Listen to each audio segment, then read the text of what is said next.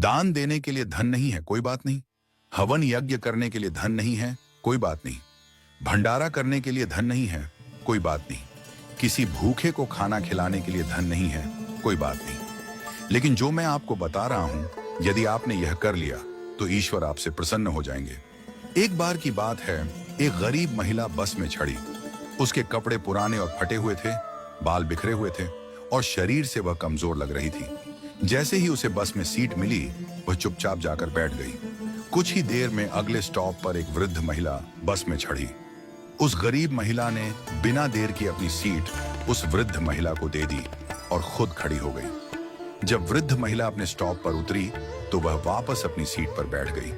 थोड़ी देर बाद एक छोटी बच्ची बस में चढ़ी। बच्ची को खड़ा देख उस महिला ने फिर से अपनी सीट दे दी और खुद खड़ी हो गई।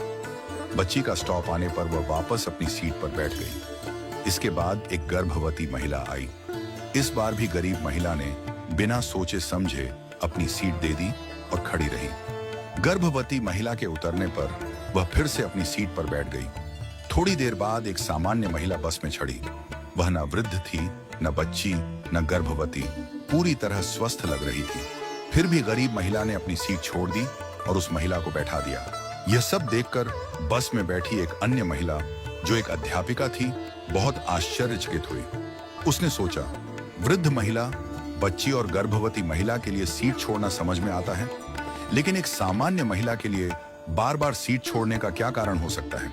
जब बस अपने आखिरी स्टॉप पर पहुंची तो अध्यापिका ने गरीब महिला से पूछा, बहन, मैंने देखा कि आप बार बार अपनी सीट दूसरों को दे देती हैं। आपका भी उतना ही हक है सीट पर बैठने का, फिर आप क्यों खड़ी हो जाती हैं?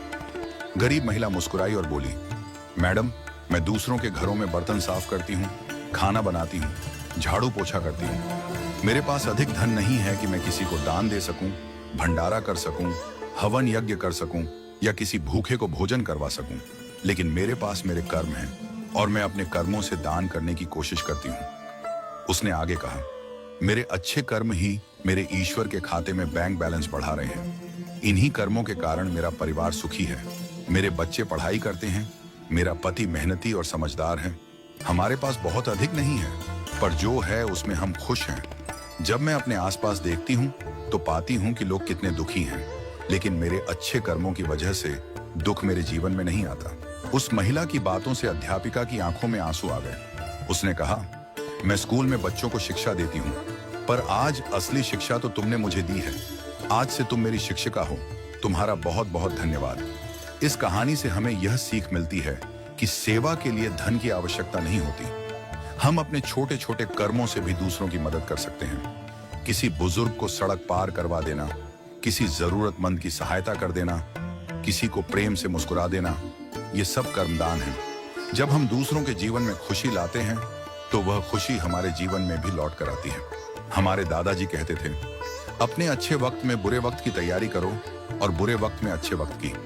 जब अच्छा समय हो तो लोगों की इतनी मदद करो कि बुरा समय कभी आए ही ना।